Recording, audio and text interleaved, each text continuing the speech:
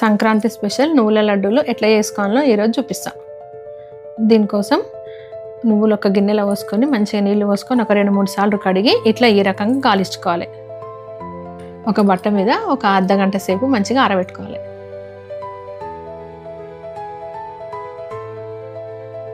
ఇవి కొంచెం తడి ఉన్నప్పుడే ఒక ప్యాన్లో మీడియం ఫ్లేమ్ పెట్టుకొని మంచిగా ఎంచుకోవాలి. ఇట్లా చిటపటం అనేటట్టుగా ఎంచుకోవాలి మంచిగా.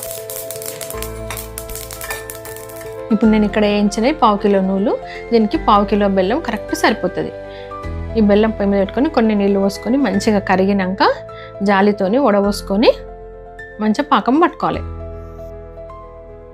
లడ్డూలు మంచిగా గట్టిగా రావాలంటే లేత పాకం కాకుండా ఇప్పుడు ఇక్కడ నేను చూపిస్తున్నంత విధంగా పాకం వచ్చేంత వరకు తీసుకోవాలి. ఇట్లా మనము ప్లేట్లో నీళ్ళు పోసుకొని వేసి చూస్తే సౌండ్ రావాలి. పాకం రెడీ అయిందన్నప్పుడు ఒక చెంచా నూనె వేసుకొని పొయ్యి ఆఫ్ చేసేసుకొని ఇందాక మనము వేయించి పెట్టుకున్న నువ్వులు వేసుకొని మంచిగా కలుపుకోవాలి. బెల్లం అంతా మంచిగా గలిచిన తర్వాత చేతికి ఒక చుక్క నూనె రాసుకొని లడ్డూలు చుట్టుకోవాలి. ఇది వేడిగా ఉన్నప్పుడే లడ్డూలు చుట్టుకోవాలి, చల్లగా అయితే మళ్ళీ గట్టిగా అవుతుంది. ఈ రకంగా చేసుకుంటే సంక్రాంతి స్పెషల్ నువ్వుల లడ్డూలు రెడీ. మీరు కూడా చేసుకొని ట్రై చేయండి.